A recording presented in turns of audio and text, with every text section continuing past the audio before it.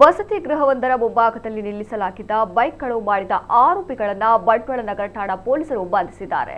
ಬಂಟ್ವಾಳ ಸಜೀಪ ಮುನ್ನೂರು ನಿವಾಸಿ 55 ವರ್ಷದ ಹಸನ್ ಬಾವಾ ಹಾಗೂ ಬಂಟ್ವಾಳ ಬಿ ಮೂಡಾ ನಿವಾಸಿ 37 ವರ್ಷದ ಮೊಹಮ್ಮದ್ ಇಶಾದ್ ಬಂಧಿತ ಆರೋಪಿಗಳು 2026ರ ಮಾರ್ಚ್ 21ರಂದು ಬಂಟ್ವಾಳ ನಗರ ಪೊಲೀಸ್ ಠಾಣಾ ವ್ಯಾಪ್ತಿಯ ಪರ್ಲಿಯಾ ಎಂಬಲ್ಲಿ ವಸತಿ ಗೃಹದ ಶೆಡ್ನಲ್ಲಿ ನಿಲ್ಲಿಸಿದ್ದ ದ್ವಿಚಕ್ರ ವಾಹನದ ಕಳವು ಪ್ರಕರಣಕ್ಕೆ ಸಂಬಂಧಿಸಿದಂತೆ ತನಿಖೆ ನಡೆಸಿದ ಬಂಟ್ವಾಳ ನಗರ ಠಾಣಾ ಪೊಲೀಸರು ಆರೋಪಿಗಳನ್ನು ಬಂಧಿಸಿದ್ದಾರೆ. ಆರೋಪಿಗಳು ಕಳ್ಳತನ ಮಾಡಿದ ಅಂದಾಜು 50,000 ರೂಪಾಯಿ ಮೌಲ್ಯದ ಸ್ಕೂಟರ್ ಅನ್ನು ವಶಪಡಿಸಿಕೊಳ್ಳಲಾಗಿದೆ.